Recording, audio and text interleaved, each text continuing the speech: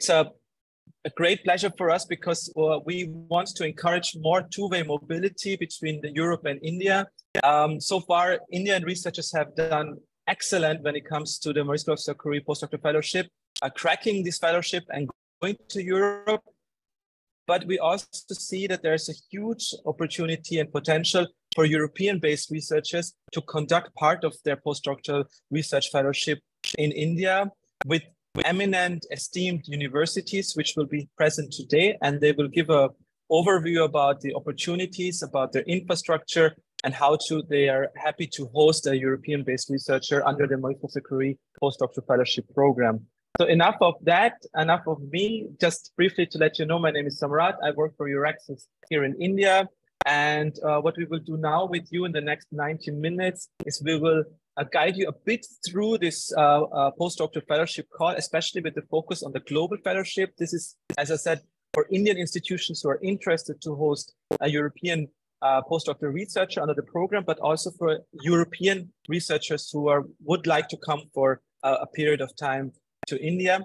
And I will hand over now the mic to my dear colleague, Dr. Vivek Dham from the EU delegation. He's advisor at the Research Innovation section. And Vivek will tell us now the scope of the call, but with a particular focus on this global fellowship program, which allows, as I said, European researchers to come to India under the program. Thank you, Vivek, and the floor is yours.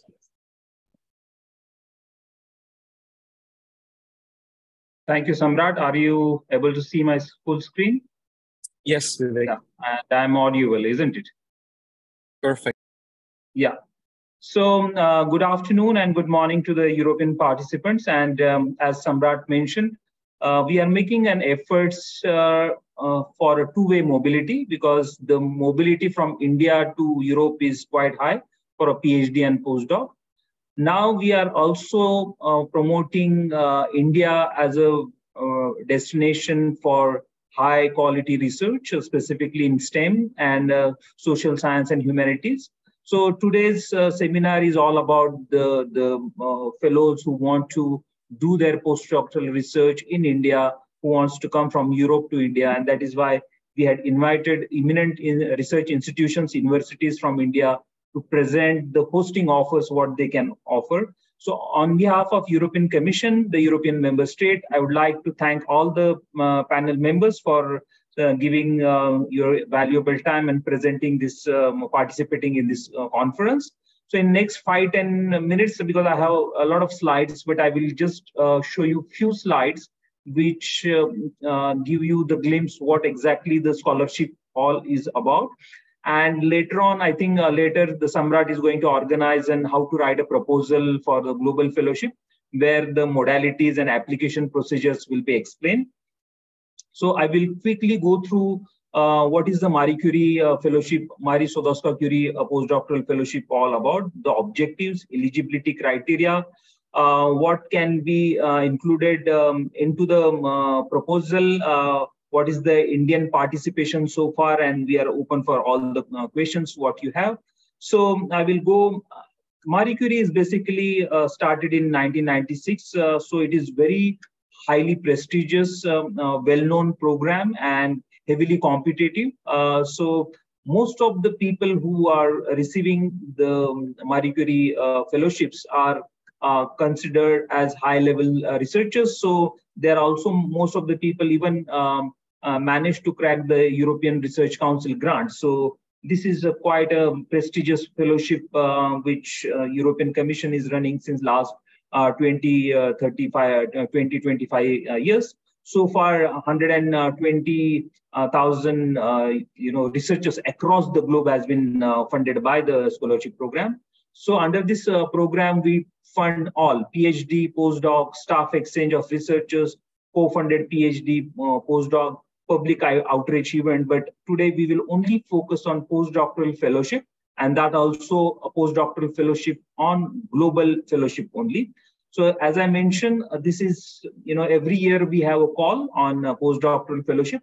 2023, the European Commission had kept 260 million euros. That also shows the amount of emphasis and importance on the mobility has been kept by the European Commission on the formation of new generation of researchers. Out of that 260, 40 million euros will be allocated for the global fellowship. That is for the Europeans who wants to go out of Europe to do a postdoctoral fellowship. The basic objective of this particular fellowship program is to enhance the creativity and innovation potential of a researcher who is already a PhD holder through training, international and interdisciplinary approach. So we call this 3 I's: intersectoral, international, and interdisciplinary approach is the key for this global approach, the global fellowship program. So this specific scholarship is divided into 2 categories, basically. One is European fellowship, that is for example, Indians who wants to do a postdoc in Europe. But this is not the focus of today's scholarship program. Today's talk is all about the Europeans or the long-term researchers in Europe who wants to come to India. Okay, so the name of this scheme is called Global Fellowship. So it has 2 phases. One is outgoing phase and returning phase. In total, you can have a postdoctoral fellowship under the global scheme for 3 years. Out of that 3 years, 2 years can be outgoing. So that 1 to 2 years can be spent in India, in Indian research organization, and 1 year mandatory return phase to Europe is the format or the duration of this scholarship program. So you name all the scientific fields are covered, including social sciences, humanities are part of this program, and also economics as well. So this is covering all the scientific fields, is more like a bottom-up approach. It is idea-driven scholarship programs. So the eligibility criteria, I don't want to have again and again the same repetition of the sentence, but this is what we receive so many times, the query, that at the time of application of the postdoctoral fellowship, the candidate must have PhD in hand, the PhD degree in hand, at least a provisional degree in hand. He or she should have successfully defended the viva, and the degree or provisional degree should be awarded. So this is the basic eligibility criteria. So the PhD should have been awarded to the candidate. The research mobility rule, that is another important aspect of this scholarship program, that the candidate should not have lived more than 2 months in a host country in last 36 months. I will explain you with the example. And the candidate must be long-term resident of in Europe for the global fellowship. What does it mean? It can be any national he or she should have stayed consecutive 5 years in Europe. This is what the definition about the long-term residence, or he or she should be the European national. So it is very well explained in the guidelines of Marie Curie scholarship program, and I will share the link of that. It is better that I will explain with the example, but the people who are coming from Europe to India could be from this 26 plus 16, 27 plus 16 countries. So 27 are the European member states, and there are 16 countries are associated with the program. So any researchers who are long-term resident of any of this country, who he or she wants to come to India for a postdoc for 1 to 2 years, Indian entities can receive them, can be an host organization. So any Indian organization, it could be public, private, can host a postdoc, Marie Curie postdoc in their premises. The Indian organizations are called as associated partners. They don't have to sign the European grant agreement. They can host the candidate, the postdoctoral candidate, for 1 year to 2 years. The entire scholarship is paid by European Commission. There is no cost involved for the host organization. So everything is paid by the European Commission. So the global fellowship, the secondment is quite mandatory, and it is an integral part of that.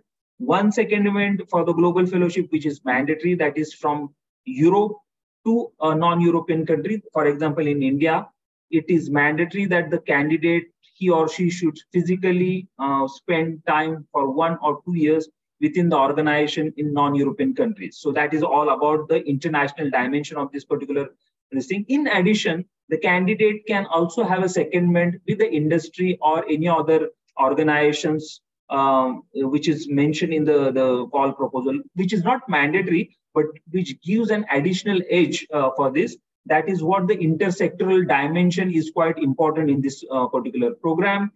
If you see, this is, we receive a huge number of applications. 2020, we even have more than 15,000 applications, and we evaluated around 11,000. So last year, the application was around 7,000 applications we had received, and quite a number of applications coming from India to Europe. So India remains the top country of a beneficiary. Last year, we had almost 85 postdoctoral fellowships awarded to the India. But unfortunately, there are very few Europeans are considering India as a destination.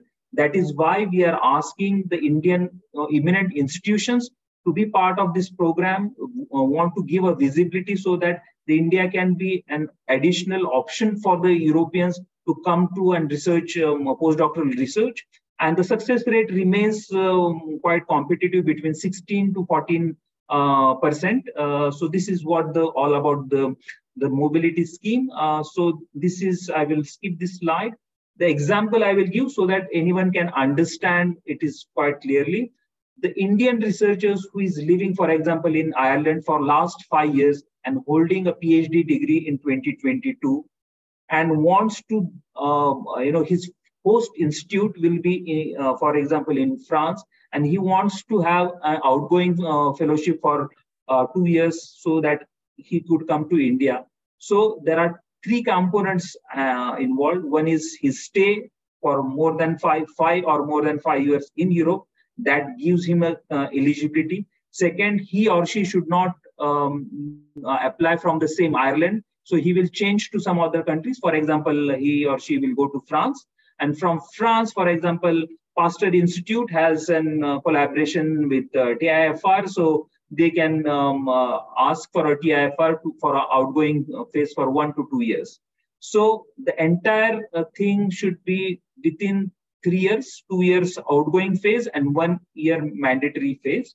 I hope I'm not confusing too much, but if there is a questions or clarification, we will be more than happy to help you out. I will not go too much in evaluation, but take my word, this is most heavily competitive, scholarship program across the world. Peer review process, one of the best review process I had any time witnessed, and it is divided into 8 scientific panels. So 3 expert evaluators, independent expert evaluators do this evaluation, and you get a thorough, detailed evaluation summary report, why you are selected and why you are not selected. So take my word, this is very reliable, very competitive and very transparent evaluation system which European Commission conducts, and this allows the best candidate to attract to Europe and also from Europe to other countries. Again, I will skip this because we will cover in another session. So the evaluation is done on 3 criteria: excellent, impact, and implementation. So the excellence is given 50% of weightage, impact is 30%, and implementation is 20%. So Indian entities are considered as an associated partner who host the European postdoc in their country. So these specifics will be explained in the application form. So there are 2 forms. One is Part A, which is very formatted online structured form, and Part B is where the outgoing fellowship, the host institute in India will also be mentioned, and they can also issue a hosting letter to the candidate so that it is a formal agreement is showcased to the evaluators. I will skip all the slides, and as I mentioned, one of the best scholarship across the world has been funded. 5,000 euros living cost, monthly allowance 600 plus family allowance, plus research organizations get 1,000 euros for training and networking, and plus 600 euros. So on an average research institute also get 1,600 per month and additional training cost from this. So as I mentioned, the mobility, we are encouraging 2-way mobility. A lot of people are going from India to Europe, but we want India to be a destination for the SNT purpose, where the best institution can host. If you see the number, the 2,000 Indians has been so far benefited under the Marie Curie Fellowship. Only 34 Europeans came to India. So that is why all the efforts we are making that the India to make a destination, very attractive destination for STEM field. And we are asking the best institutions even to project themselves, even their bilateral collaborations, the people should come to India and get benefit from this particular scholarship program. Again, I will skip it, this thing. So the last date for the deadline is 13th of September. The evaluation will be completed between October to January. The launching of grant will be in February. If somebody had cracked this scholarship, he or she can start in March, April 2024 or September in that period. So these are the important links which we will be available on EuroAccess website. And if you have any questions, please feel free to ask us, or you can write to us. We will be more than happy to help you out. Thank you very much for your attention. Samrat, over to you. Thank you, Vivek, for this very comprehensive and quick walkthrough to this very prestigious MSCA Postdoctoral Fellowship call.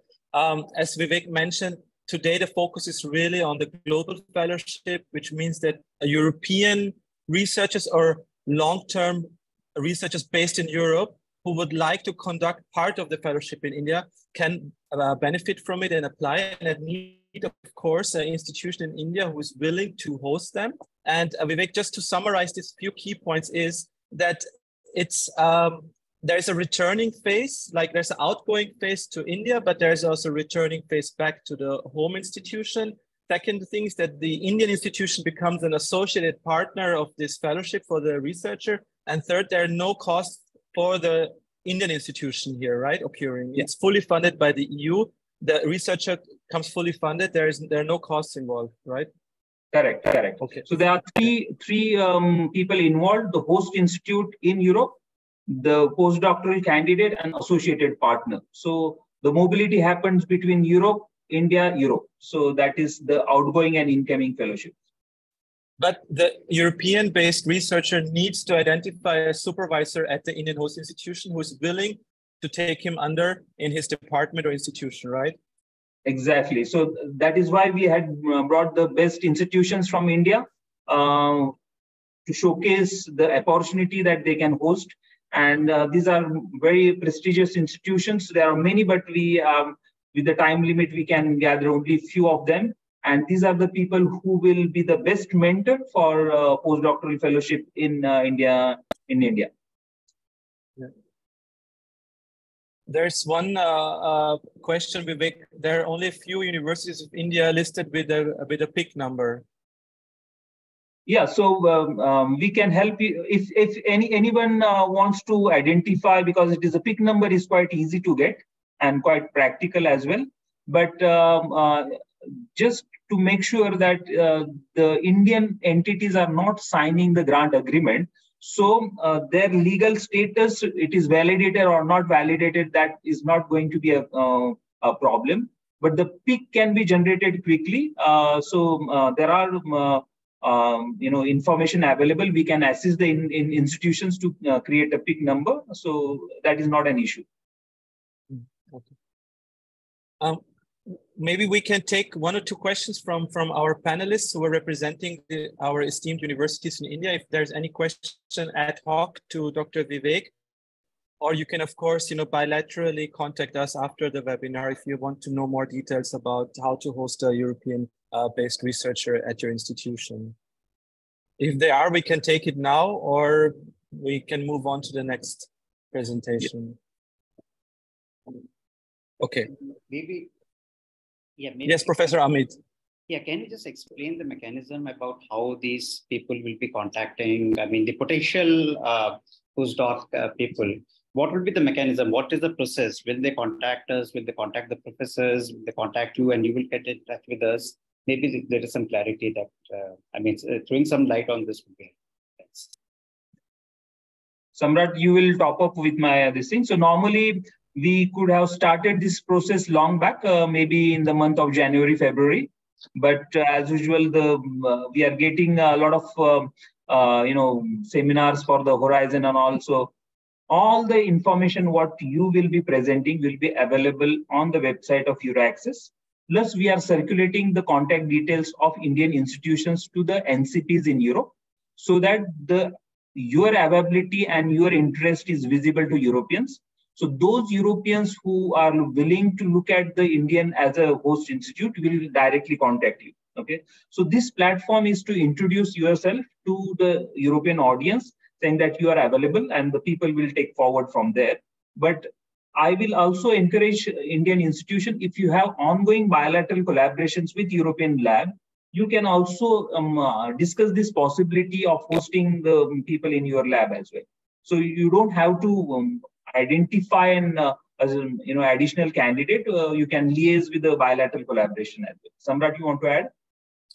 I think this is a perfect way you're describing, Vivek, that if already there are existing bilateral collaboration with European university institutions, why not discuss the possibility to apply and get a postdoctoral fellow coming to your institutions through that bilateral collaboration. And as Vivek said, it's fully funded. But what we will do, definitely, we will also disseminate the recording of this webinar with our European network. Like Euraccess has over 600 service centers across European universities in 43 countries. So we will try to push it very strongly to make India more visible for those researchers who would like to come for a year to one of your universities. And we want to definitely increase the two-way mobility. And this is, I think, a very important step today, that we have the esteemed universities here who can really showcase the Indian landscape and how India has actually, a lot to offer for European researchers when it comes to high-class, world-class research. But I think there's two ways. One is that we will try to push this information, but also if you have existing partners, universities in Europe, you could discuss the opportunity. There's still a possibility. The deadline is in September 13th. So there's still time to maybe to draft a proposal together and apply to that one researcher applies if he or she is interested to come to India. Okay. I will just add, Samrat, because Professor Amit, this is a recurring fellowship. So next year also we will have this. So sometimes it takes time to even prepare a proposal. Even so, you won't able to make it in September, but the preparation for next, because the next call will be open in the same time and next year. Yes. So we just to keep the network active, so that will help you to find the best people. Yeah. Okay. I think we go to the next presenter, which is actually a living example of this two-way mobility. We have Dr. Barbara with us, who is a MSCA Barbara Kurda. I hope I pronounced your last name correctly.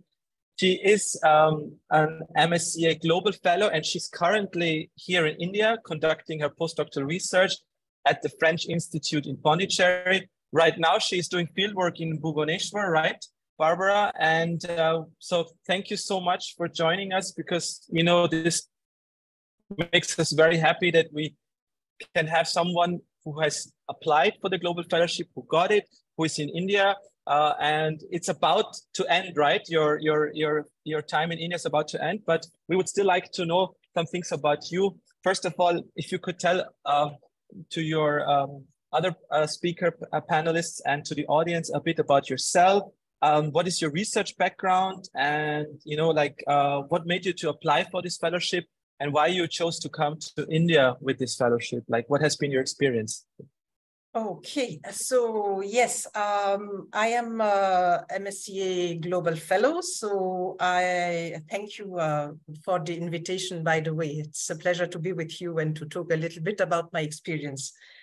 I am on a Global Fellowship, which is a partnership between a university in France, that is the Université Clermont-Auvergne, who is the beneficiary, and a partner institution in India, which is the IFP, the Institut Français de Pondichéry, which happens to be a French institution based in India, where I am based at the Social Sciences Department because I am a social scientist. The project I am working on, the acronym is GATRODI. The title is Gender Asymmetry in the Transmission of Odissi Dance in India. This is an anthropological study of the practices of a dance form called Odyssey, which with a special focus on gender. I am the holder of a PhD that already focused on these dance practices, and which I obtained in France. My project implies quite a good amount of ethnographic fieldwork, and I spend a lot of time at the IFP working on many things, which implies, of course, the theoretical work, processing data, analyzing data, but working on scientific communications, writing, and also developing activities which one can develop as a MSCA Fellow. This is one point which can be projected. Yes, and I have been on the fellowship since July 2021. So why did I apply for this fellowship, I think was your question, Dr. Samrat Kumar.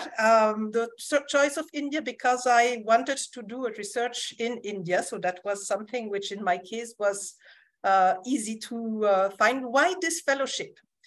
So after my PhD, I was having the wish to undertake a research that would imply long-term field work. And it so happened that information, you know, is sometimes the key factor to going to action. And I attended an information session at the Université Clermont-Auvergne about MSCA fellowships. And there I understood that the MSCA fellowship structure could actually accommodate my idea of a project. And MSCA fellowships, as you have been telling, are very attractive because they offer very good working conditions. So the choice of the institution, and Professor Agarwal has been asking how do the prospective fellows choose the institution? In my case, it was just up to me to choose an institution. So the thing I did, I knew about the IFP and I contacted the IFP, and I was in contact with the director of the social sciences department, who immediately put me in touch with the director, and they referred me to a prospective supervisor. So that is how the story started. All three were quite active and supportive during the process of writing the project draft, which is something we will maybe evoke also. Mr. Samrat Kumar, have I answered to all your questions so far? Yeah, yes, Barbara, you have. Thank you so much. You know, that's the thing, you know, that this fellowship has, you know, very unique features, as you mentioned, and it's really like, you know, an outstanding fellowship, which gives so much autonomy also, and also in terms of choosing your institution here in India, that is really totally up to you. We were just also interested to know a bit about, you know, conducting research in India. Like, you're coming from a European research background, but of course your topic has to do with India. So of course it made totally sense for you to come here. But if you look at now this time you've been in India, like, what is like the most outstanding experience you had as a researcher? And, you know, how does it feel to conduct research in India compared to what you have done so far in Europe or other parts of the world? I don't know whether I'll be able to compare, because, you know, each situation is unique at a point of time. So it's not just the place which makes the difference. So that is difficult for me to say. There are two aspects, I think, to my time in this fellowship in India. One is the field work, since I am going out for field work. And so I have been having many encounters in the field with people and with places. And the other one is the institution. And what can I say? There have been a lot of interactions with the institution, and as was outlined in the project draft, I come back to the project draft because it is really a key element for this MSCA fellowship. It is in the project draft that the institutions will discuss with the fellow what could be done and what could be the what things they could propose. Amongst the things that I have been able to do, I have been collaborating on IFP activities, such as, for example, the IFP Social Sciences Winter School, which is a yearly pedagogic event. I have been able to organize meetings in relation with the Project Gatrodi within the IFP. So in this way, developing scientific discussions and partnerships within the institution. Yes, so I think that it's a very interactive time I had at the Institut Français de Pondichéry. If the question is of what stands out in my memory. Thank you so much, Barbara.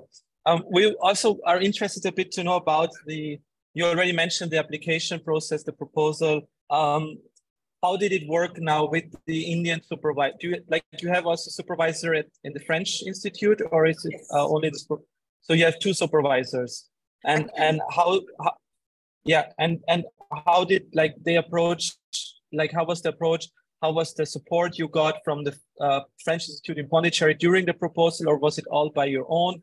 Could you a bit tell about your experience during the application proposal writing process? So I think one has to underline that the communication with the provisional host institution has to be of quality. As I said in the project proposal, you have to propose what type of things you will do, which imply not only doing research, whether it is now a biological research or whether it is a social sciences research. It also implies communicating around the project, working on ties with the partners of your host institutions, and these in the process of writing the project draft, the institution has to be reactive and be able to position itself in relation to the criteria of the European Commission for writing the project draft. So in my case, I have been during writing the application, communicating with three groups of people, which were on one side, the European Affairs Officer in Europe in the Université Clermont-Auvergne, who was the person who is the expert on the project draft, who was supervising my application process. On the other side, I have been communicating with the IFP, and that was with three persons, because my project draft has been seen by the director, it has been seen by the directress of the social sciences department, and it has been seen by the supervisor, and I have been communicating with the supervisors in the Université Clermont-Auvergne. So that project draft has been circulating quite a bit, and it is really necessary to work on it repeatedly in order to refine it and to make it conform to all the criteria that are required to make a good application. So thank you so much, Barbara. Now, just one more thing which we would like to know from you is what advice would you give to your fellow researchers who are listening today and maybe are contemplating or interested to come to India as part of the MSCA fellowship? What would be your advice? Why India? Why India? Because it's a wonderful place to conduct research. So you should come to India, definitely. That is there.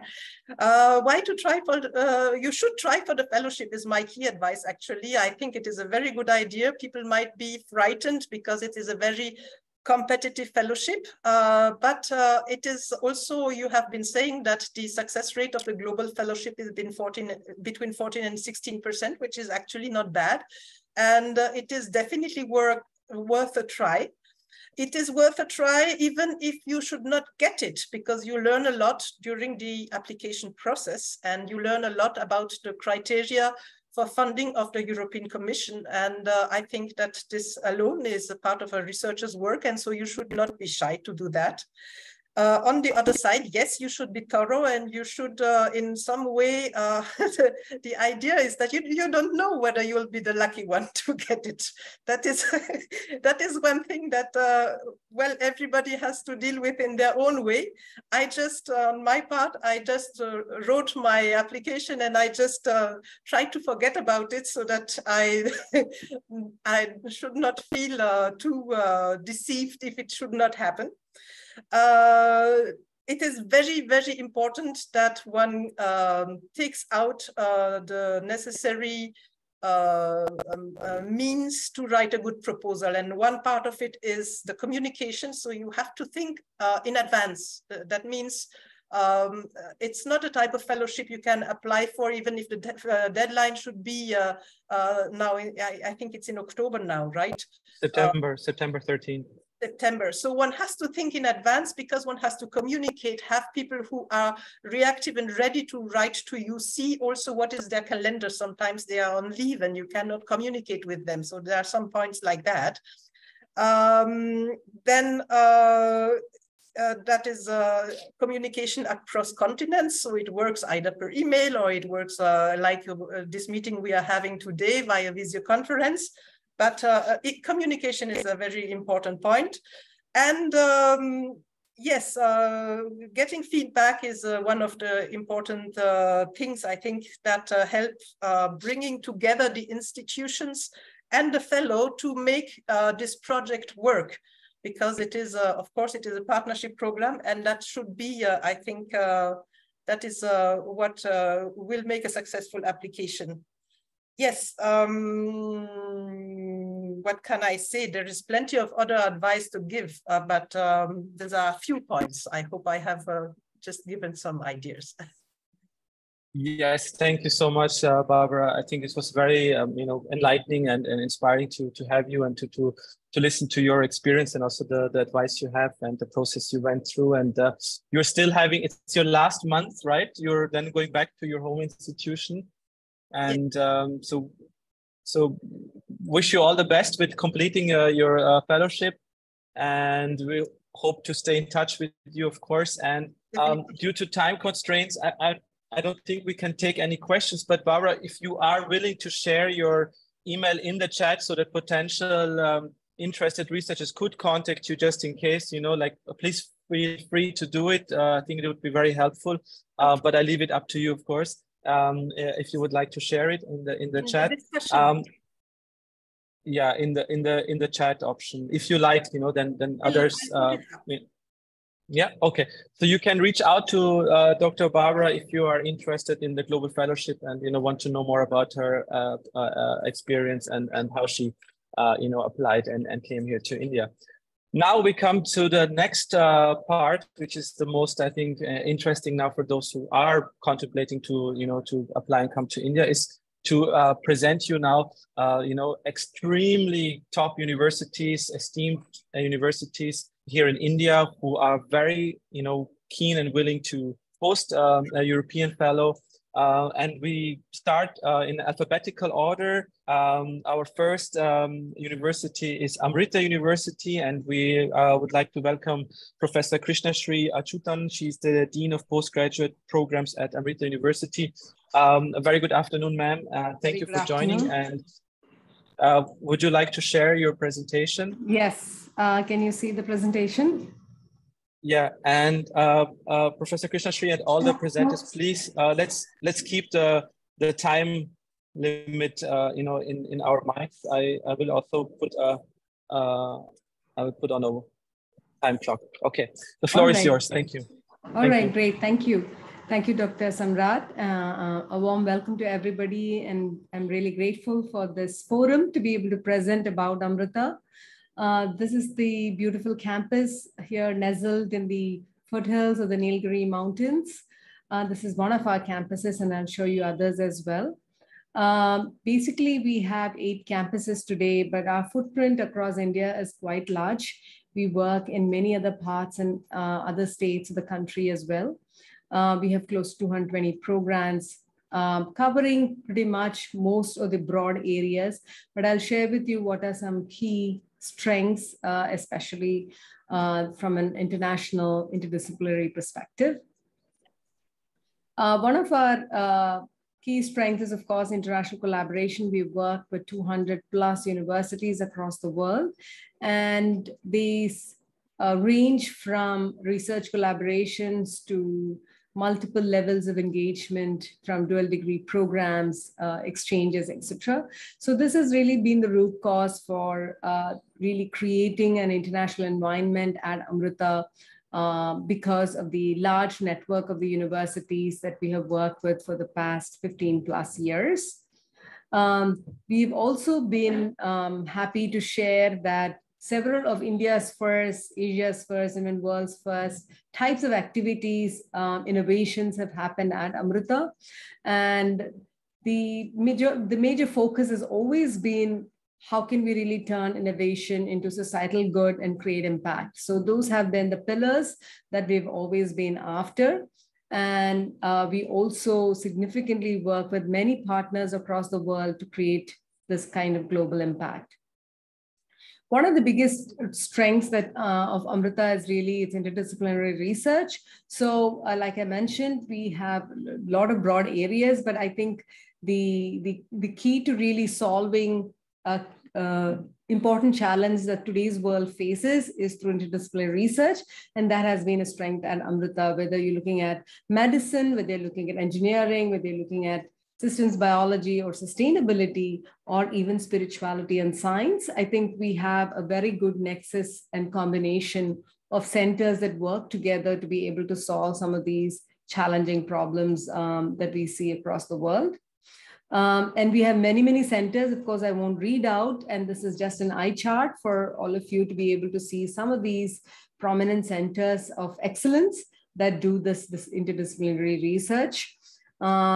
And I think the outcomes of that is really not only in terms of research publications and citations that are typically seen and considered important, but for us at Amrita, the field level work and research is also considered equally important. So any innovation, we try to develop that and take it to the field and then provide kind of a circular feedback into our research teams to be able to see what types of improvisations are required. And we also have another important element to our research centers, which is really joint centers of excellence with international partners. And here you see many societies, many universities across the world that we have joint centers with. So any student or any postdoc coming to Amrita has an opportunity to not only work with the faculty within Amrita, but also with our large ecosystem of partners. And this is just purely on sustainable research. This just shows to you the types of collaborations we have on various different sectors. This is primarily looking at sustainable development and across various different basic sectors, from skill to education to energy, health, etc.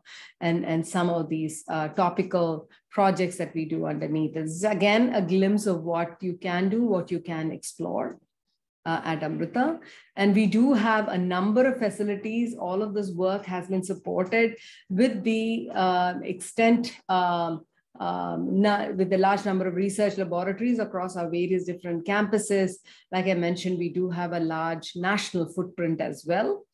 And this is the email that you can write to if you're interested in any of these topics, programs, etc. We'd love to welcome any and all of you to Amrita.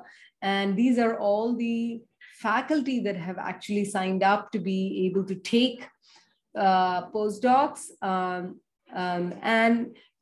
these are also the people that have significant number of collaborations worldwide. So with that, I think I have touched my 5 minutes. And I really thank you, Dr. Samrat and others, for this opportunity. I'm happy to answer any questions. Dr. Krishnashree, thank you so much for presenting Amrita, and also to leaving the contact details and also the PIs who would be interested to host a global fellow. I think this is very important that now, we will make the slides available, and hopefully, we will have some researchers contacting you in the coming days. That would be wonderful. Thank you so much. We move to our next presenter, which is Ashoka University, and I'm very happy to welcome Professor Vanita Shastri, she's the Dean of Global Education and Strategic Programs. Thank you for joining us, Professor Vanita, and the floor is yours. Thank you for inviting us. I will just share my screen and we can get started. For those of you who may not know about Ashoka University, we are a new private university, which is in liberal arts and sciences, a very multidisciplinary university that provides a forum and a platform where the sciences and the arts and the social sciences can talk to each other and can do very collaborative work in terms of research and teaching. So this is just a very quick timeline on how the university has developed. It got started in 2014 with the undergraduate programs and has built various partnerships globally, 2,500 students and counting, coming from a large number of countries and all across India. We have a very strong international office that supports the visiting students program. So we host international students from all across for various levels, for summer, for semester, for thesis research, for a year. And our own international research development office is also there that supports postdocs or people who are coming for research. We have the largest grant that any school has received in India for setting up a school on biosciences, which is coming up. And off of that, we are setting up very many new research centers that we will talk a little bit about. A very creative form of governance and collective philanthropy, which has got started with Ashoka and is going forward with that. Just an example of some of our buildings, you can see we are very proud of this Jali concept here, which is taken from traditional Indian architecture and has secularized for Ashoka. Very large footprint across the globe with more than 50 partners, where our students are able to go for semester or summer, and we have the reverse footfall coming from there as well. We also have collaborations with research institutions in Europe and elsewhere. These are some of the international visiting students. Talking a little bit about the kind of research that is coming out recently. The first one is an example of our economists who are working from in India, talking a little bit about the path-breaking work that they have done about women and the declining data that is showing up and what are the reasons for the reduction in the women's participation in the labor markets. Another paper is on physics and how does we measure time in a different way. And the final paper here, of course, is about a faculty Pratya Nath who works on Mughal India and Mughal history and about the very famous king Akbar and his wars and pilgrimages. Here are some of the topics and the areas of research that we can be done at Ashoka. And on the right, you see, this is just a sample of the kind of centers of excellence that we have. You can see some of these are very interesting and also multidisciplinary. I want to highlight the climate change and sustainability. It is called the 3CS. Almost 11 different faculty from different disciplines work together on this. And the other one on economic data analysis is also doing very interesting work. We have the only center on interdisciplinary archaeological research, where the biologists and historians or archaeologists are working together on mapping some of the archaeological findings and its carbon dating. So several kinds of projects going on. There's another one that our faculty are involved with 5 universities across the world, including housed at the University of Cambridge on the Global Humanities Project. A very new center that we have just started on the energy transition and tracking that. That is going to be very exciting and some interesting stuff that can come out of there. We have a very open lab policy here. So all the labs are very much, they work interactively with each other. The faculty, the postdocs here, the people who support the staff and the academic researchers. So they work across each other and help each other.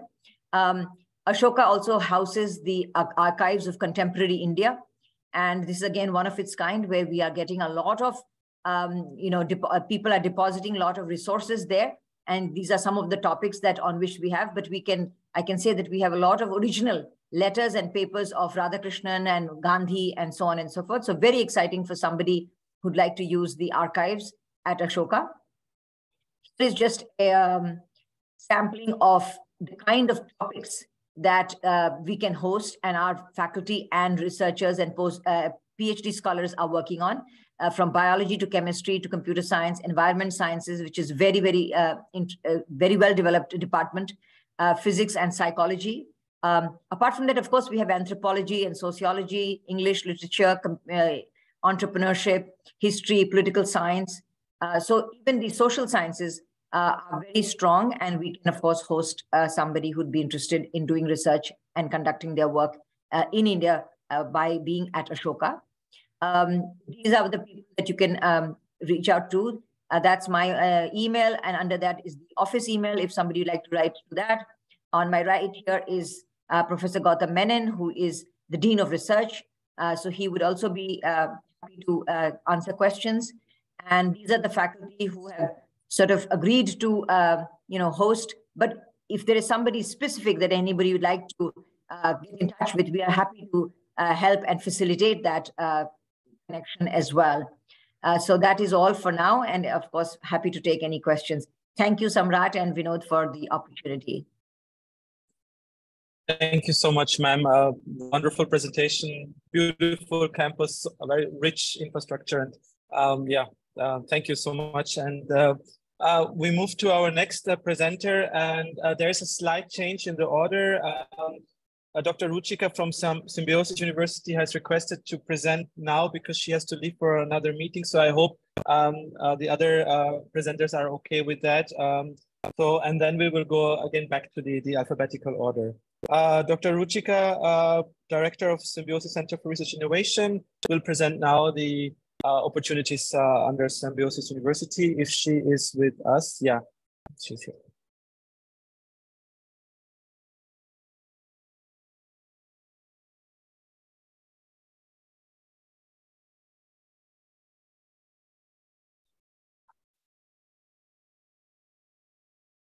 Unmute. Okay.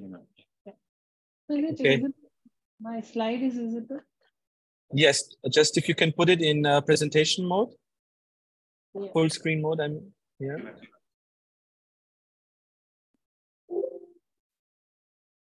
So is it now visible in full screen? Not no. That I can see, but you can go ahead. I think it's clear enough, like it's readable and everything. Now it's fine. Yeah, now it's okay. Please, thank you. Okay. So good afternoon. I'm Dr. Ruchika. I'm heading the Symbiosis Center for Research and Innovation. So Symbiosis is an international deemed university, which has its branches over a number of cities. So the motto of Symbiosis, it is a NAAC grade A accreditation has been recently awarded to the university. The motto of Symbiosis, Vasudhaiva Kutumbakam, that is, world is one family, which is the motto of our G20 meet also in the country, which is happening in a number of places. And today also we have, for last 3 days, we're having this G20 meeting here, Uni 20. So that's why I had to request Dr. Samrat to allow me to make this presentation, as we have some meetings going on. So Symbiosis has been known to impart quality education for 50 years.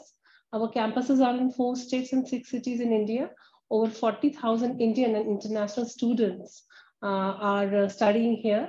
Our vision is to promote international understanding through quality education. So we have students from more than 85 countries.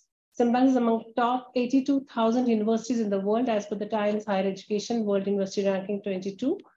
It is 10th in the private self-financed in Atal ranking of institutions on innovation achievement to 21. It is in the top 350 universities in Asia by QS regional rankings, and is only Indian university to have received the Asia Pacific quality label. So according to NIRF, we are 32nd among universities, 59th overall, 6th in law category, 17th in management category, and recently we were awarded QS iGauge Diamond Ring rating in Indian colleges and universities. So thematic areas mainly, which are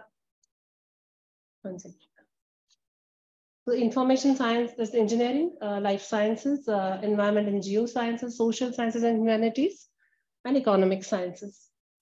So our trust, what is the strength? Research strength is our centers of excellence. Symbiosis Center for Applied Artificial Intelligence, Stem Cell Research, Nanoscience and Nanotechnology, Medical Image Analysis, Center for Waste Resource Management, Center for Climate Change and Sustainability, Center for Behavioral Sciences, Urban Studies, International Higher Education, Advanced Legal Studies and Research, and Center for Ambedkar Studies. So under social sciences, climate change, SCBS, urban studies, and this higher education come. Even Ambedkar studies also come under that. So starting with the Symbiosis Center for Artificial Intelligence, these are the technology domains and the work domains where application of artificial intelligence, the research is being carried out in healthcare, robotics, Industry 4, security and privacy. So we have total 227 papers in very high impact factor journals. So we have the collaboration with all these universities, which you can see here.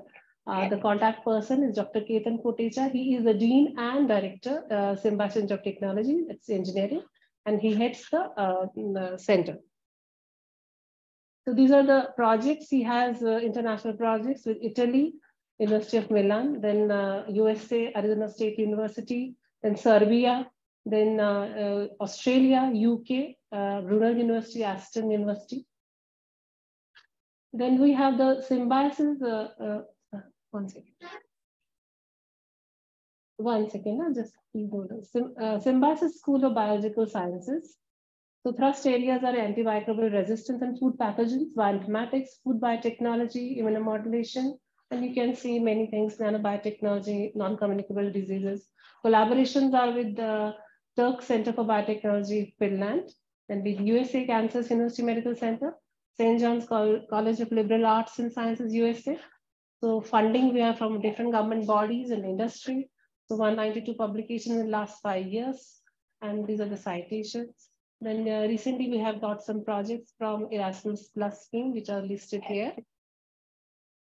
Sorry, I'm going quick because only 5 minutes have been given. So this is these are the infrastructure for whatever all the infrastructure we have available. And the contact person is Dr. Anuradha Vaidya. She is the Director of Symbiosis School of Biological Sciences. We have the experimental animal facility, tissue culture laboratory, then BSL2 facility. This is Symbiosis Center for Stem Cell Research. And here the focus areas are regeneration and hematopoiesis, biomaterials and tissue engineering, infertility and endometriosis, pluripotent stem cell differentiation and epigenetics. So these are the projects which we have got from Department of Biotechnology. And this is from Symbiosis International University. Here I would like to state that our university gives internal funding also, major research projects worth 10 lakhs and minor research projects worth 1.5 lakhs. So that way also we can generate some pilot data before putting it to other funding agencies. This is all infrastructure which we have here available. Dr. Vaijayanti Kai is the contact person and Dr. Anuradha Vaidya. Then we have Symbiosis Center for Nanoscience and Nanotechnology. So here the thrust area is One Health, where nanomedicine used by developing molecular probes. Then our technology where you can make portable devices for detection, smart devices. So this is all I have just clubbed in one slide. Then diagnostics also, where cancer detection, organ on a chip, pathogen detection, detection of mycotoxins, etc. Even we are working on green NMS for energy harvesting, energy storages, then heavy metal ion detection and remediation, bioaerosol monitoring. Then one second, optical spectroscopy for in vivo medical diagnosis. One more interesting thing about our university that is we have a hospital in the campus, 900 bedded hospital. So we have collaboration with the medical doctors also. Then we have Symbiosis College for Women, Medical College for Women also. So this just enriches our research. Then this is again the infrastructure available in the nanoscience and nanotechnology. Dr. Atul Kulkarni is a point of contact. And these are the national and international collaborations the group is having. Then we have another interesting center for medical image analysis. Trust areas are neuroimaging, neuroscience, artificial intelligence in medicine, computer-aided guided surgery, MRI physics, etc. is given here. Here just this has been summarized. Glioblastoma, sports injury, multimodal neuroimaging. These all types of research domains are covered in this center. Sorry. So this is the infrastructure available here. And since we have this hospital, so we have contacts with Department of Radiology, where also we have other infrastructure facilities available. Then this is the collaboration which the center is having. Dr. Ruchika, sorry for interrupting, but I think the time is up. Thank you. Sorry for that. Yeah. Okay, this is the Wastewater Management Research Center. You can contact. Then we have geoinformatics. You can contact here. We have climate change, where these are the international collaborations, the different trust areas of climate change. You can share these slides then. Then coming to the economic section, what I said, social sciences and humanities. These are the different school of economics, the school of liberal arts, international studies, and statistical institute. This is the contact person. So that is all. And you can contact me. And then because you had written one point of contact, you can contact me also. And the individual researchers have been given in the presentation. Thank you so much. I'm sorry for taking time. No, we are very sorry because we have limited time for this webinar, but there's so much your university has to offer, and we will make the slides available, and of course your contact details, and we hope that researchers from Europe will reach out to your university. Thank you so much, Dr. and with your ongoing 20. We come now to the alphabetical order, and we're very happy to welcome Ms. Pragyan Patnaik, Senior Manager at the Center of International Affairs, Birla Institute of Management and Technology. Good afternoon, Ms. Pragyan, and please share your screen, and we're very much looking forward to your presentation. Thank you very much. Is my screen visible?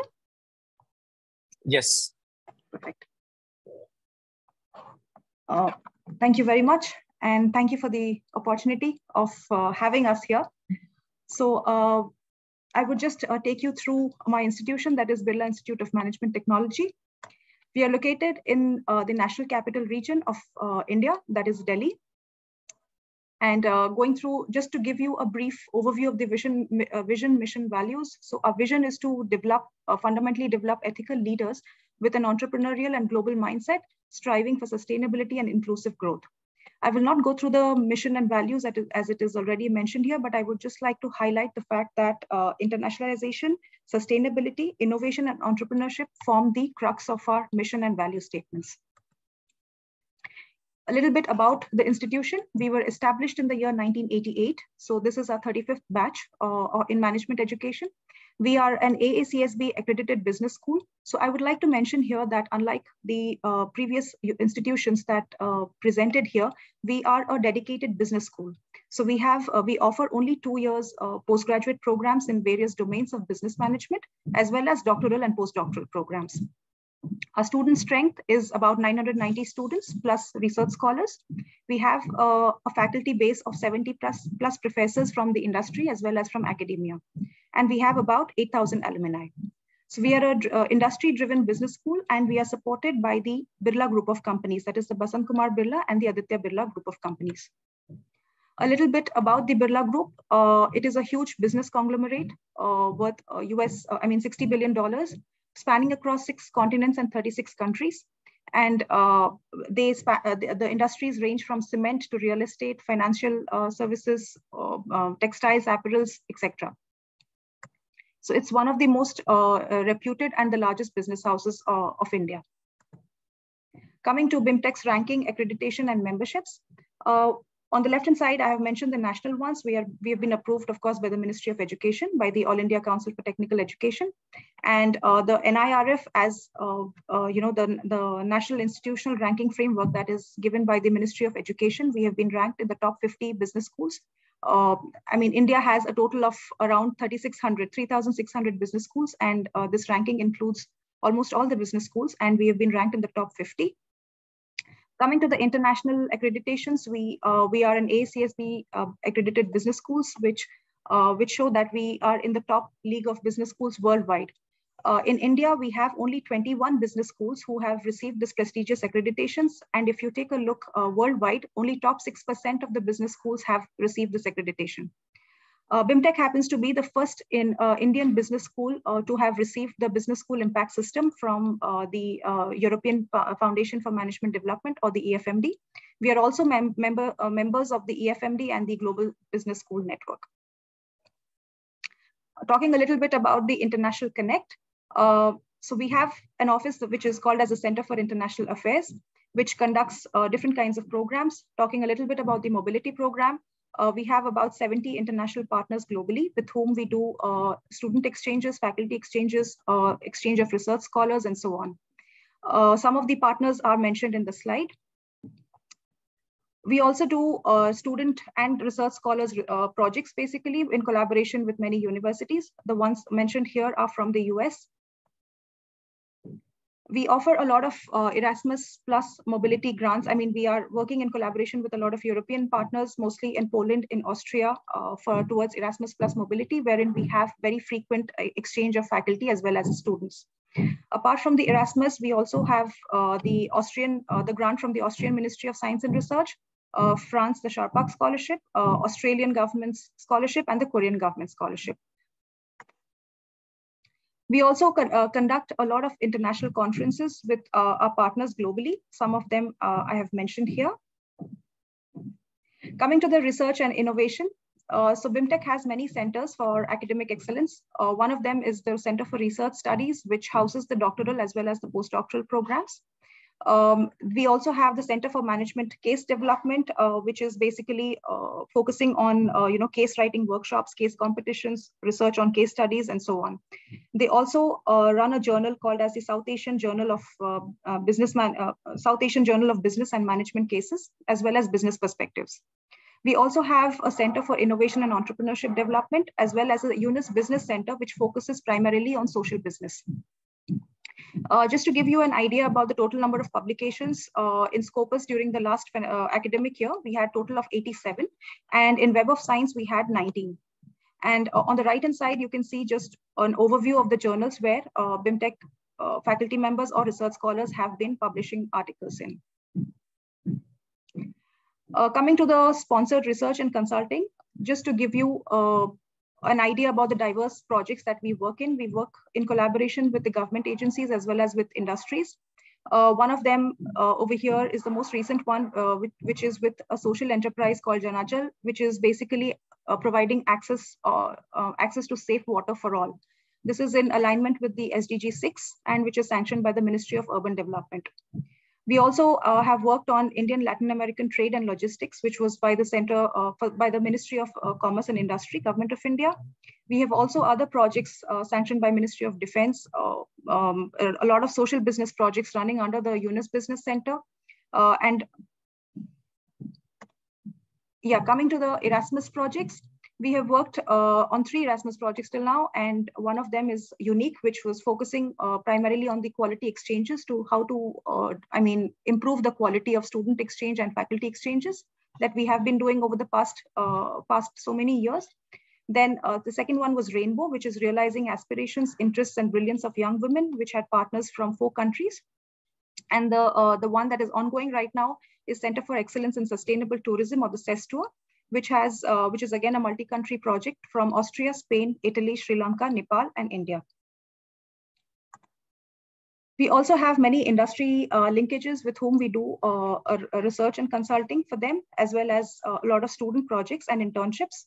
So this is just to give you an overview of the industries that we are engaged in. For the MSCA Global Fellowships, our focus areas of research would be number 1, innovation and entrepreneurship, and number 2 is sustainability and climate change.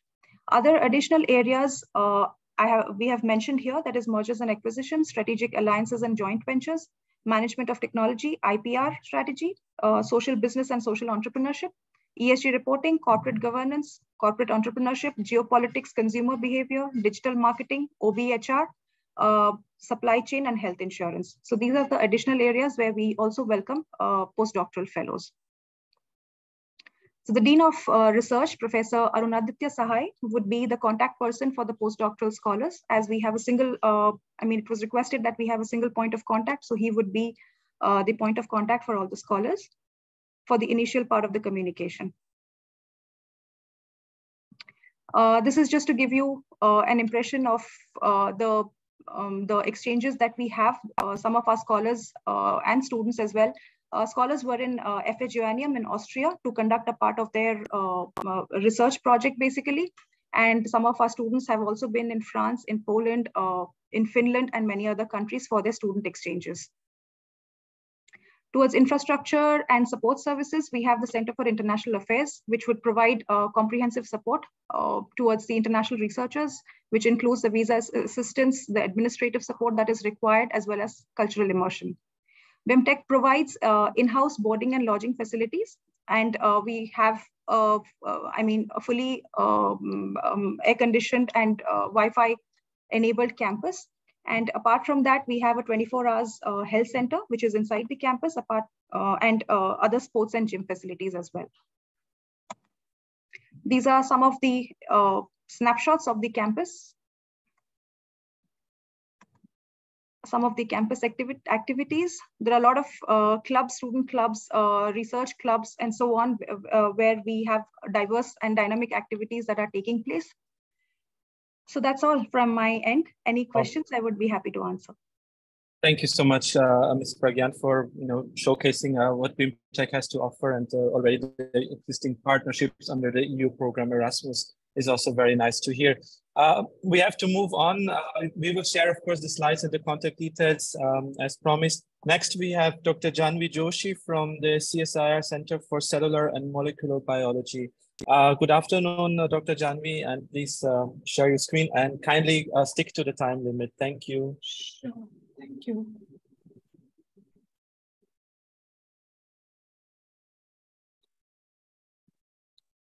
Can I share my screen? Yes.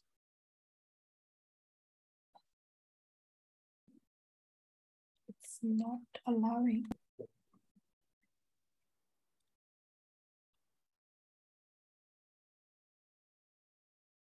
There should be the option for you.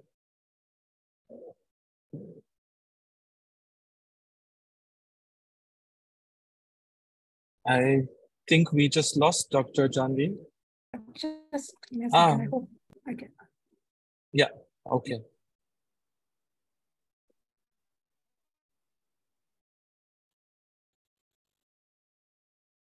So I think it says you cannot start screen share while other participant.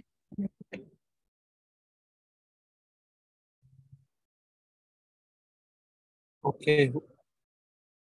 I think somebody else has just started his screen. Could you just please stop sharing? Is it now? Yeah, it's working. Please try it. Okay, thank you. Okay. Okay. Sorry for that. Thank you for having us here. And I represent Center for Cellular and Molecular Biology, which is a life sciences institute of CSIR. CSIR is Council for Scientific and Industrial Research, which is a central government institute. Across India, you have 40 labs, and ours is a life sciences lab, which is very similar to what you have in Spain as a CSEC, or in France, CNRS. So CCMB has 3 campuses. We have the main campus, which is here, and we have 2 annexes. One is Lacoins and one other is Innovation Hub. Our research spans across the disciplines of biology, from structural biology, developmental biology, cell biology, genomics, ecology, evolution, and wildlife conservation, microbes, biology of infections, crop improvement, and innovation and technology. And an important point that we don't only involved in the basic research, but we also do a lot of translational research, and iHub is where we host our incubators. So we also work with a lot of industry and translational research, and startups are hosted at Incubation Center in iHub. We have an exclusive unit which is focused on ecology and evolutionary and wildlife conservation. It's known as LACONS. And most of the other basic science research happens on the CCMB's main campus. We have most of the facilities which are required for the life science or biological research. You have advanced microscopy, Illumina sequencing and bioinformatics facility, animal houses, BSI 2 and 3 laboratories. We have proteomics facility, integrative structural biology unit, which also has a cryo-VM, Drosophila and zebrafish facilities. And we also have facility managers who run the facilities. So one can very proudly say that these facilities are very well maintained and they are available to everyone who works at CCMB. We have around 50 postdocs. So postdoctoral community is quite big. And we also have graduate program where PhD students are approximately 400. And the contact points for CCMB is our director, Dr. Vinay Nandikuri. But you can also reach out to any one of us, me, Swasti or Venkat, and we would be happy to let you know whoever's research you are interested in. We have around 40 faculties whose research span from, as I mentioned, cell biology, structural biology to ecology and evolution. So whoever you are interested in, whoever's research you are interested in, we are very happy to and all is happy to have a question and I share slides access to our mail ID as well. To go through our website, you will have detailed information on the research facility as well as the current research projects and the collaborative projects and their information. And I'm happy to take any questions if you have. Thank you so much, Dr. Janvi, and we will make your slides available to our participants. We move to the next institute, which is the French Institute in Pondicherry, and we have Dr. Blandine Ripper, she's the directress, and of course she already has an MSc Global Fellow at her institute, and we're very happy to welcome you. Good afternoon, and if you could kindly share your screen, and the floor is yours. Oh, sorry.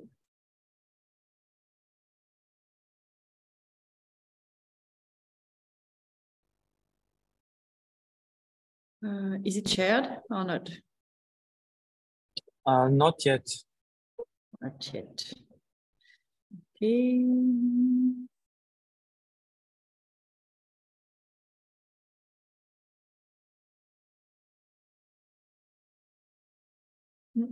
I'm sorry, it's not working. But you have also the... I have your presentation, yeah. So maybe you can go on, because I'm sorry, I don't know why it's not working. Okay, let me just quickly go through it.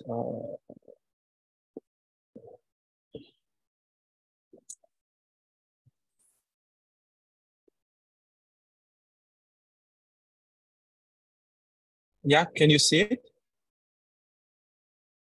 Not yet.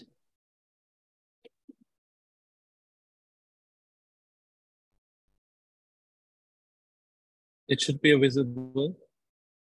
Well, me, I don't see it. Do the others see it? But in the previous one, it took a few seconds before being on the screen. So my screen is not available, visible? Okay, some say I can see. I can't. Screen, but not the presentation. Yeah, your screen, but not the presentation. It's not open. Okay, I'm so sorry for that. I'll try again. Okay, share. And now? Yeah. Can you put full screen? Yeah. Thank you. Yeah, so the French Institute of Pondicherry is, compared to the previous ones, is much smaller because the team is approximately 100 people.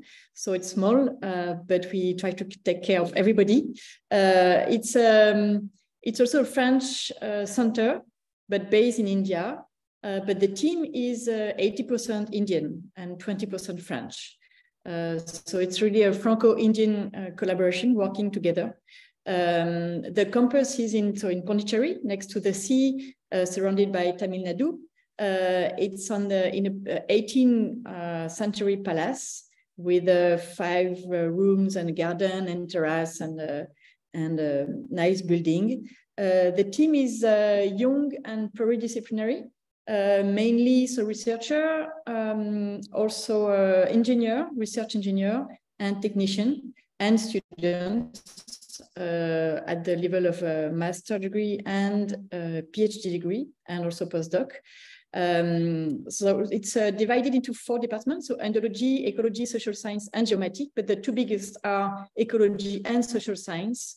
And we also host 6 very rich collection, Herbium, pollen collection, because we have a palynology lab, manuscript also recognized by the UNESCO, library, of course, I will speak of it later, archives, and a photothèque of 200,000 photos. Next slide, please.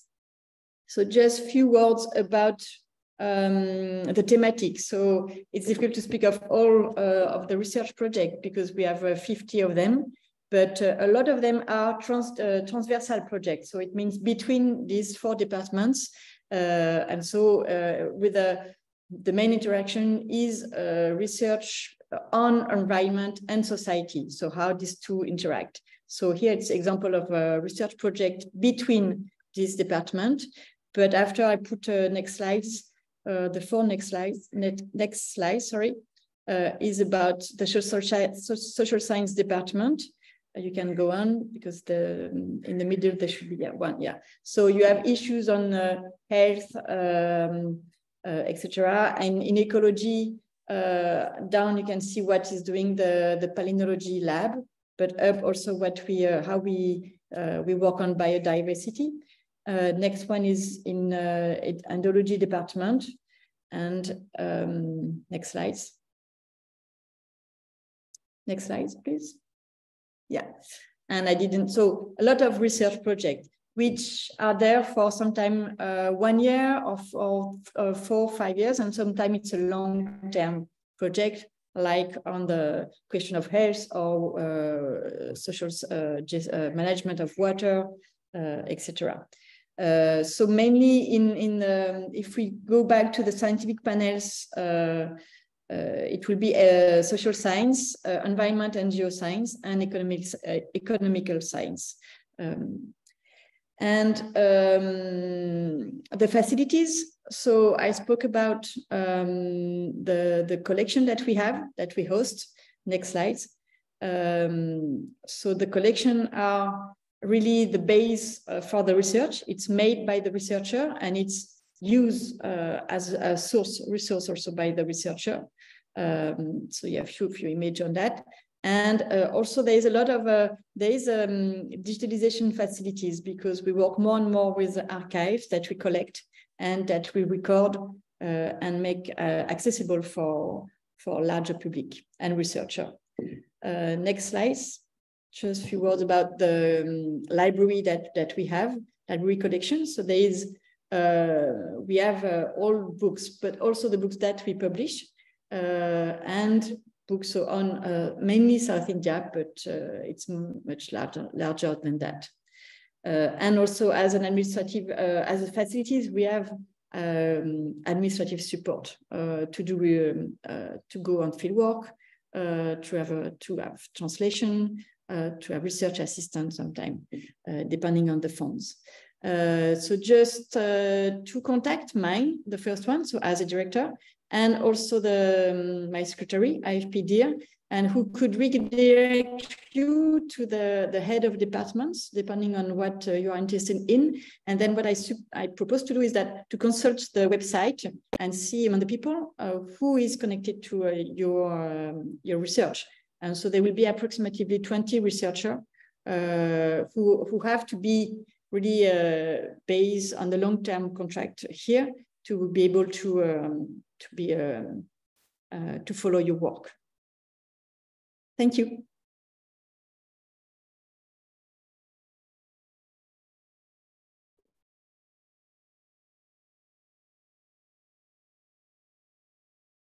And if there is any question, I'm ready. We can't hear you sometimes. Yeah. Thank you so much, Dr. Blandini. You will share your slides. and we hope that we will get more global fellows coming to your institute in the near future.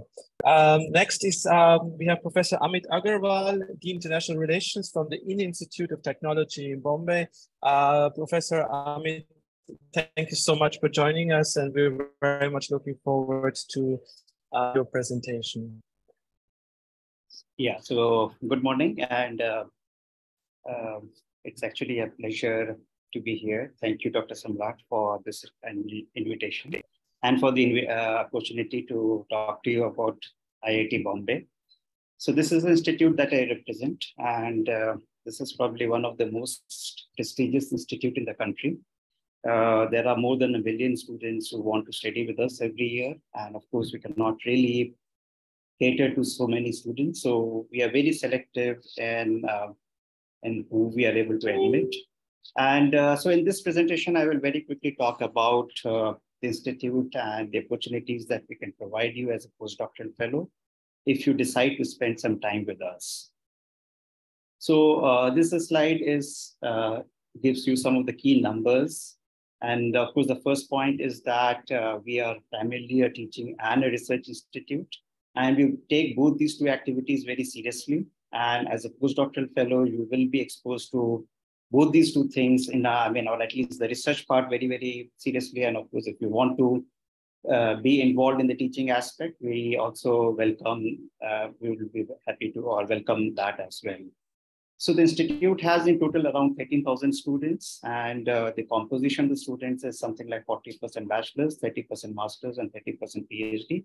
And this number is important, or this distribution is important for you to be able to see what sort of an institute you are coming in. And you can see that you would be coming to an institute which is primarily postdoctoral education.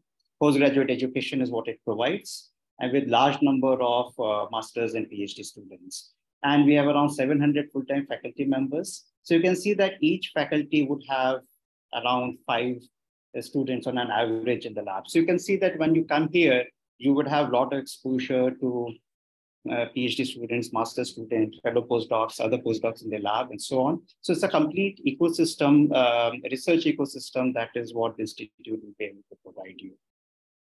So of course, there is a good number of publications, patents, research funding, etc., which is coming to the institute.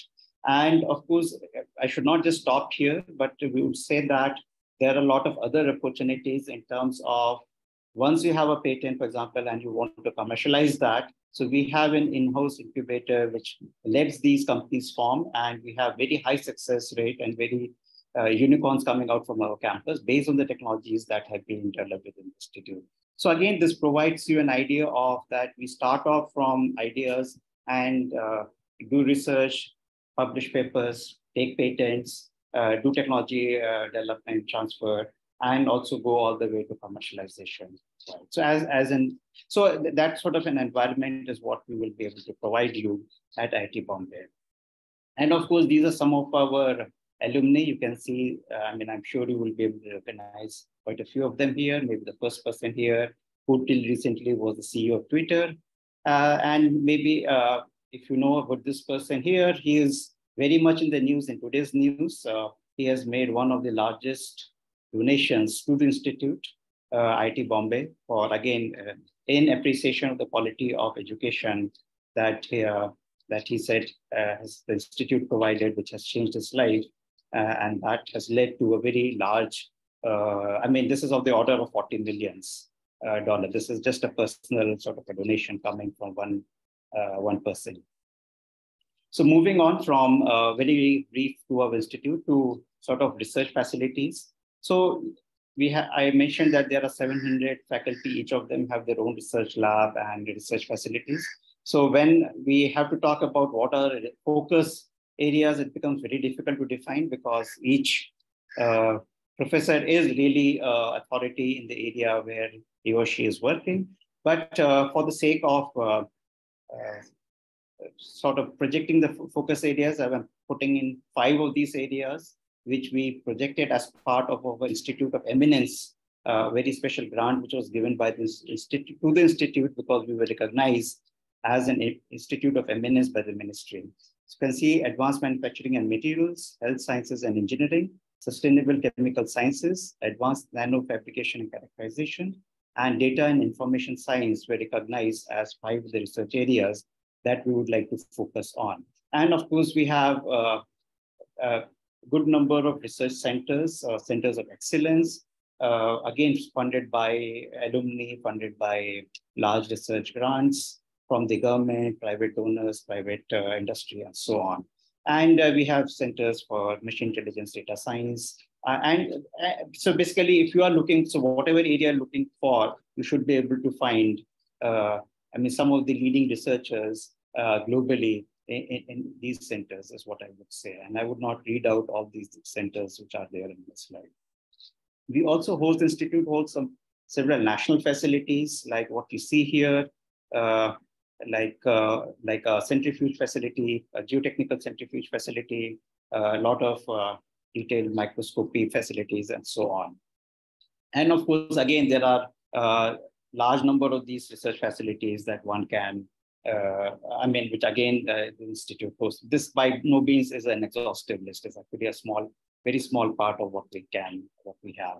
So moving on, let me just sort of come to my closing and say that the Institute is very welcoming to foreign students. We have some of our own schemes to fund these foreign non-Indians who want to come here for a postdoctoral fellowship with us. Some contact details are given here.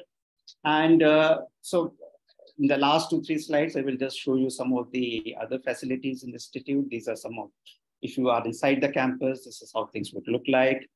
Now, these are some of our other cultural activities, cultural events, some pictures taken from there, something on our sports facilities. So again, this is just to give you a sense that it's a very holistic sort of development. That is what we are always aiming to have. And finally, this is a slide on ranking, which is of course not a very good indicator. Those who have actually visited our campus have realized the value of education that we provide and the seriousness with which we take our academics. So this is all I have.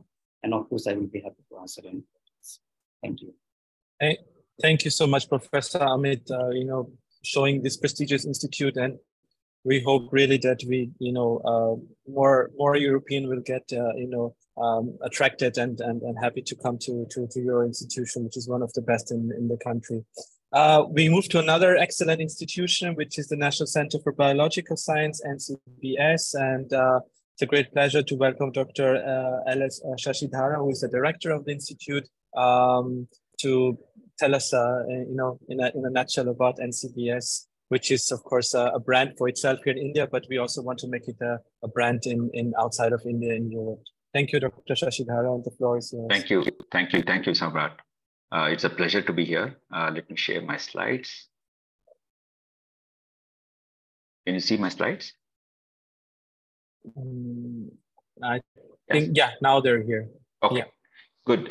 Thank you very much. I'm going to sort of briefly describe National Center for Biological Sciences. It's a 30-year-old research institution, primarily focusing on biological sciences. It has a master's program as well as PhD program. It doesn't have an undergraduate program. It is more of a research institution. Now, it also part of what's called Bangalore Life Science Cluster. It is within the one campus, interconnected 4 institutions. National Center for Biological Sciences, which is the mother body for all the other institutions. Then there is what's called Institute of Stem Cell Science and Regenerative Medicine. There is also an incubation center called CCAM. And then another society-fronted research institution called Tata Institute for Genetics and Society, which, the main agenda of all of them are mentioned here. Now, all these 4 institutions work seamlessly, sharing all facilities and collaboratively. And so that way, any faculty or postdoc or a PhD student joins our institutions, they will have access to both expertise as well as the facilities that are present across the 4 organizations. Now, NCBS sort of works across all aspects of biology. We have people working at the molecular level to the forest ecosystem. So the PhD students or a postdoc who are wanting to come to wanting to work on any area of biology across the scale of its size and complexity, we have faculty working in this area. There are some focused areas such as neurobiology or genetics and development, but we sort of classify them in a slightly different way. So one is at the biophysics, biochemistry, or bioinformatics, which basically look at the molecular level. Then we have people who look at the cellular level and the systems level like neurobiology, the organism level like genetics and development. Then we also have population biology and ecology. And then, of course, in the terms of methodology, we have people working at the computational, experimental, as well as theory and simulations. And all the faculty who are listed here, they are happy to host any postdoctoral fellows coming from anywhere in the world at NCBS.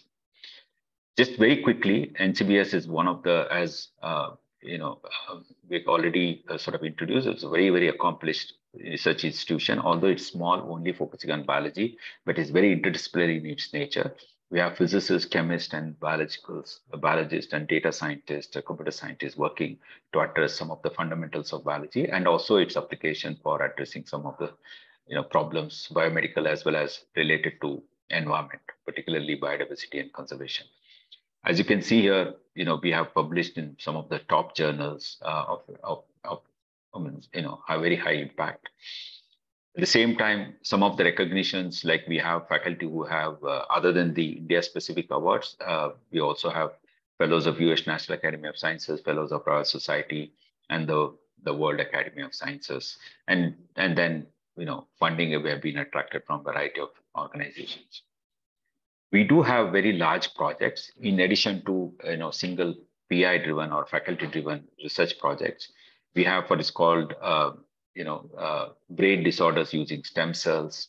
We have Center for Chemical Biology and Therapeutics, chemical ecology. We have an MSc in wildlife and conservation, where many of the students also do research in this area. And then we have Simon Centers, which basically looks at the application of mathematics and computer science in addressing some of the very fundamentals of biology, origin of life, to understanding the physiology of a cell. And then cryo-EM and big data facility.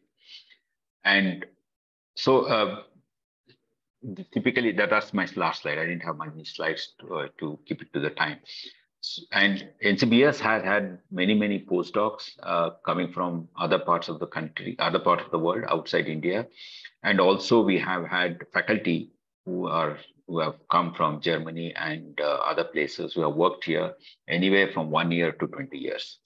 And NCBS has been truly international, both in terms of its academic atmosphere as well as the life on campus. And people, have a very comfortable life, while we still have deep-rooted Indian culture, both in terms of food, stay, and and ambience. But in terms of academic, it's truly international. So any visitor who comes to our campus will basically see the mix of the two and enjoy the life as well as be very productive in their academic work. I'll stop here. Thank you very much.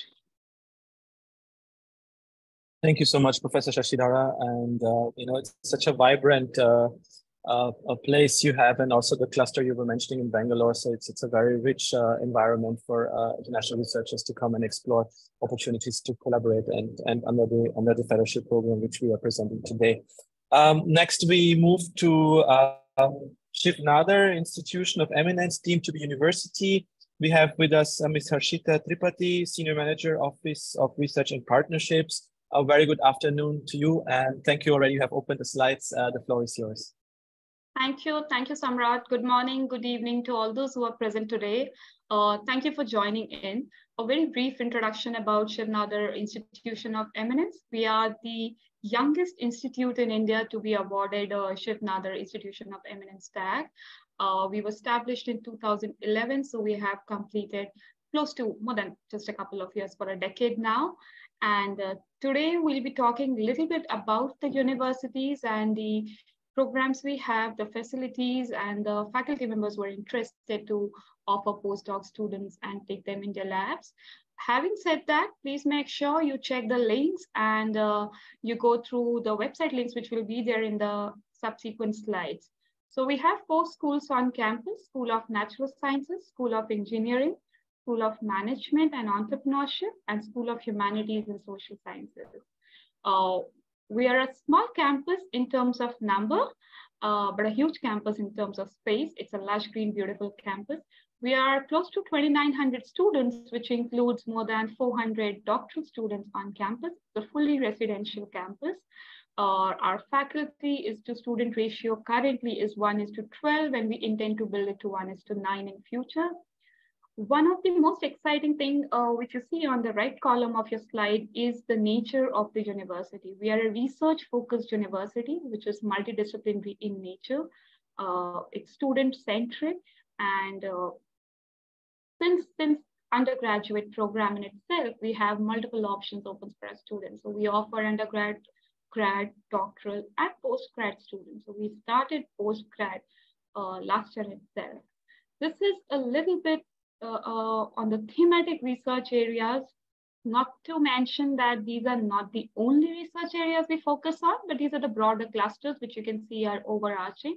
We have identified 4 thematic research areas after a QOVADIS exercise, where we wanted to focus on the research themes we want to take forward in the next decade. Environment, energy, data and computation, cognition and behavior are those 4 research themes. A couple of photos on where we are and how seriously we take our research themes and goals. For example, this is the THE impact ranking for clean water and sanitation and affordable energy and clean energy, which is relatable to our energy and environment thematic research areas.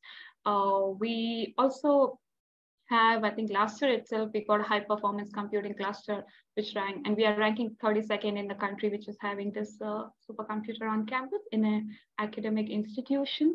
Our chemistry department, the other photo which you see, is ranked 21 in Nature Index. These are a couple of it. Please check our website to have more in detail. Here's the research snapshot. Currently, we have 400 odd doctoral students enrolled on campus. Last year, we started enrolling postdoctoral students. Within a year, we have currently 8 postdoctoral students. A few numbers on the investments in terms of amount. There have been so far 18 patents filed, 220 books and chapters, journals. Just to emphasize that there is international or globally acclaimed research which is happening, and the output of those are of course in form of papers, presentations, conferences, exhibitions, and so on and so forth. We have many centers, research centers. In the list which you should see here are the key research areas, which I would say are very active. Center for Environmental Sciences and Engineering, Center for Excellence in Epigenetics, Center for Advanced Materials, Center of Excellence in Association with Dassault System. And the latest one, and this is the most upcoming, as in the newest addition to the centers, is the Center for Excellence for Himalayan Studies, which is truly interdisciplinary in nature, ranging from engineering to sciences to sociology, history, international relations, and so on and so forth. Now we'll go school by school, as in one school at a time. So the slide here is of School of Natural Sciences. I have mentioned the department's link, which you can look at after the session today. And I have mentioned the faculty members who are keen to host postdoctoral students in the lab with their broader theme area. So feel free to go to the link, check the profile so that you get clear sense of what exactly their research and interest areas are. We have Department of Mathematics, Physics, Chemistry, and Life Sciences. The next which you see here is the School of Engineering. We have 4 departments representing over here. We also have a Department of Electronics, Electrical Engineering and Communications. However, here you see 4 departments, and the idea is to present the key research areas of each department. So if your research interest aligns with any of these, feel free to check the website link, and the faculty members are keen to take in the postdoc students from across the world, of course. The last one we have here is School of Humanities and Social Sciences, which has more departments than listed on the slide, but the key departments have been listed on the slide with focus of their research areas. As I said, all of these are interdisciplinary in nature. So if you have to happen any research theme which you think is corresponding to your interest areas, feel free to check the website and drop us an email with the interest areas. We'll be happy to connect you with the respective faculty member. These are the details. You can write us to partnerships@snu.edu.in, or you can write us to dean.research@snu.edu.in. We promise you to revert back in 24 hours. That's all, Samrat. Thank you. Thank you so much, Harshita.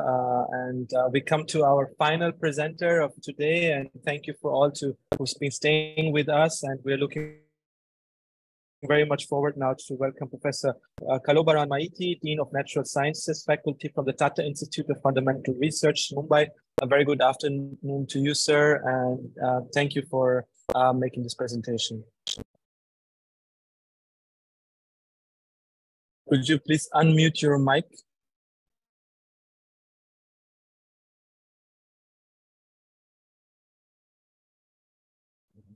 Okay, can you hear me now? Yes, sir. Thank you. Okay, so good evening, Dr. Kumar, and also all the colleagues. It was really nice to hear diverse activities, very interesting activities going on here. As you know, TIFR is Tata Institute of Fundamental Research is one of the premier research institute in the country. You already heard about the activities in NCBS, which is one of the bright spot of TIFR. We do have several such centers in our family. So I'll just, in next 5 minutes, I'll try to give a brief overview of the activities that we are having in TIFR.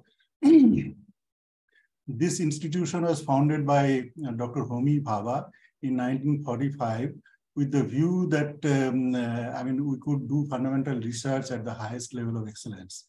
So, and there have been several things happened in between. For example, there is an agreement in 1956, it was signed, and of course it was declared as National Center for Science and Mathematics. And then there are several institutes also came out in between. I'll just give you a brief overview about that. And the most recent institute that was created as a part of TIFR is the TIFR Hyderabad, which is supposed to be a very big institutions like our main campus that we have here. So, TIFR has many centers. So the main campus actually located at Colaba, which has 3 schools. One is the School of Natural Sciences, which is the biggest school within the TIFR family. So it has 7 departments. So 2 departments, one is biology, one is chemistry, and the remaining 5 is basically different disciplines in physics. And then we have a School of Mathematics and School of Computer and Technology and Computer Sciences. In addition, we have a Homi Bhabha Center for Science Education located in Mumbai, towards the north of Bombay. In Pune, we have a National Center for Radio Astronomy, which also takes care of our giant meter wave radio telescope JMRT. And also there is a Radio Astronomy Center in Uti, so which is taken care by, so most of the astronomy, the major part of the astronomy research is basically done at NCRA. There are several institutes in Bangalore. One, you have already heard the NCBS, National Center for Biological Sciences. Then we have International Center for Theoretical Sciences. It's called ICTS, which was basically created keeping in view the role of ICTP in theoretical sciences. It's an extremely flourishing activity that has been going on theoretical aspects of science, consisting of various disciplines. We also have Center for Applicable Mathematics located in Bangalore. In Hyderabad, we have this, we have a huge land where we are trying to create an institute which would be expected to be more like the main campus that we have here in Colaba. Apart from that, the School of Natural Sciences also has several field stations which is spread over all over the country. So, for example, we have a balloon facility, which is a unique facility located in Hyderabad. So here, like the experiments that you couldn't do on the Earth's surface, you could really go high in altitude with your instrument and do your experiments there. So a lot of astronomy related research, atmospheric science and so on, that activity goes on there. People also use these balloons for excursions and so on. Then there is a cosmic ray laboratory in Uti, which is also an extremely active center where the research related to the astronomy as well as atmospheric science related or various other things that is taken care.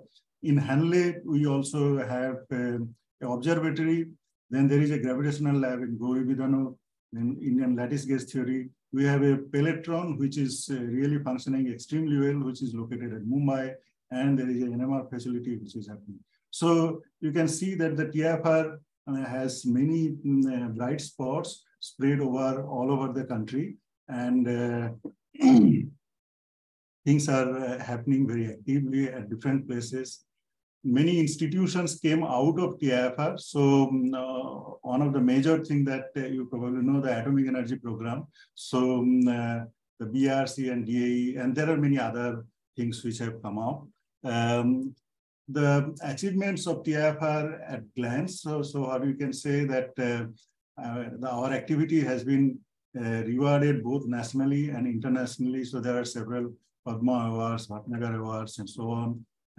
Then Fundamental Physics Prize, New Horizons in Physics Prize, Boltzmann Prize. This is the number of fellows at present among the present faculties. There is a huge number of recognitions as a fellow of various prestigious academies. We have more than 30 World Academy of Sciences fellows, Royal Society fellow, about 12. So the total faculty strength in TIFR is about 280, students about 700, and we have a large pool of postdoctoral fellows and a huge amount of scientific and technical staffs to support the research activity in TIFR. So as you know that being a premier institution, of course, there are many highlights which are there. So we have completed about 75 years. So I thought that let me choose few of them. So here I have listed 7 of them, which are, I feel, a great achievement of the institute. The first digital computer was built in India, which is at TIFR. The first observation of atmospheric neutrinos at Polar Goldfield. Theorem of stability of vector bundles in mathematics. Discovery of superconductivity in borocarbides and bismuth, that is in material science. So we have built the world's biggest radio telescope, which is GMRT, which has been recognized as IEEE milestone location. So recently, about 3 years back, we got the citations. Then duality in string theory. So we have a extremely strong string theory group. Then discovery of nanodomains in cell membrane, which is Professor Mayer in NCBS. So apart from that, there are several activities which are going on. So now I'll just give a glimpse of the research activity that we have at Colaba in the School of Sciences, where I'm the dean. So just to give a brief highlight, like we have activities spreading of molecular motors, transport within the human body in biology, embryo and brain development, neuroscience and physiology, cell biology and epithelium, metabolism, obesity, digestion, and so on. So a lot of activities which are happening. These are some of the highlights. In chemistry, in the Colaba campus, there are activities related to environment, batteries, and then solar energy, nanoscience, drug delivery, and so on.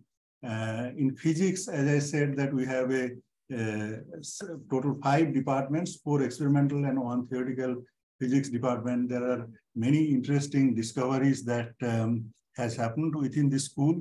So in quantum computations, for example, this is one of the devices that was made by our colleague.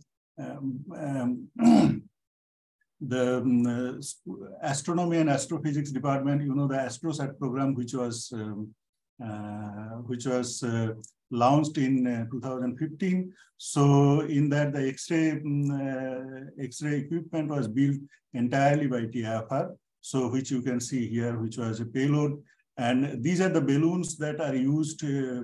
These are completely fabricated by the TIFR scientists, and they can go up to 50 kilometer high and do various experiments that we want to plan. Just to mention that the Google vice president felt that he could really jump from sky at a very high, from a high altitude, and he used one of our balloon for this. So we also have participation in big facilities like CERN. So all the high energy physics, like the discovery of Higgs boson and so on. So TIFR played a active role in those activities, and we actually facilitate many of the experiments like building detectors, providing computing facilities to these activities. We continue to do that.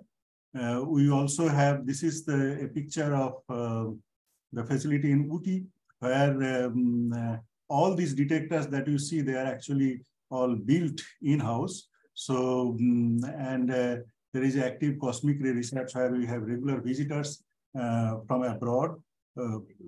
And this is the facility at Hanley, where we have a telescope where you can do high energy gamma ray kind of experiments and so on.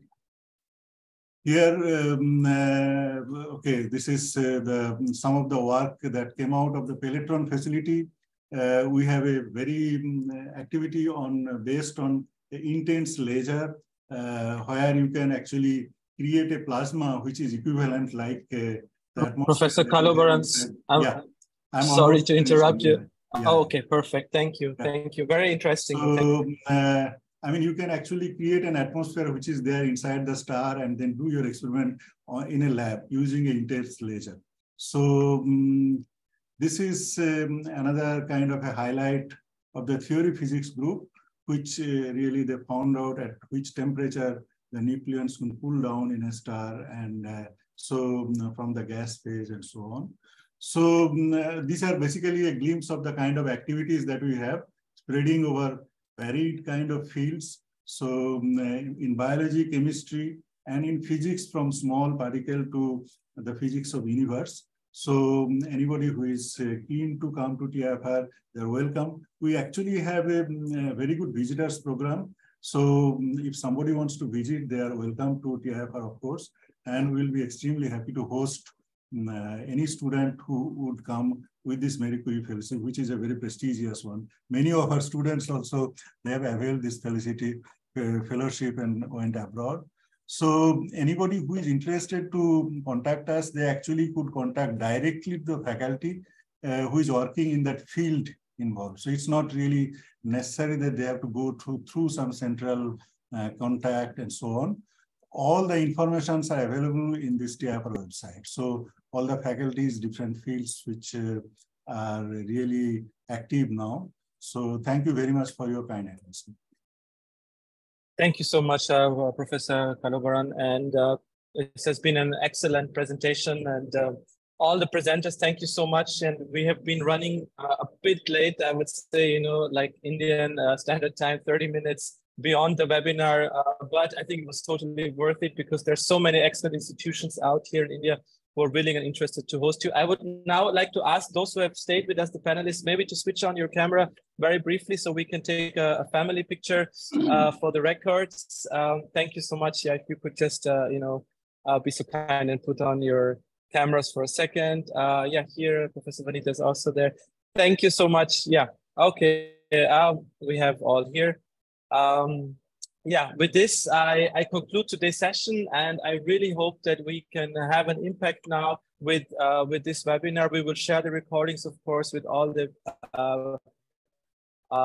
participants. Thank you for joining us, you know, for in Europe and India and the rest of the world. And we will also, of course, try to, you know, push more this opportunity for European-based researchers to come to India under the MSCA-Postdoctoral Fellowship. Okay, once again, thank you so much to all the presenters. Have a wonderful evening here in India and a good lunch break in Europe, and we'll stay in touch. Goodbye. Bye-bye.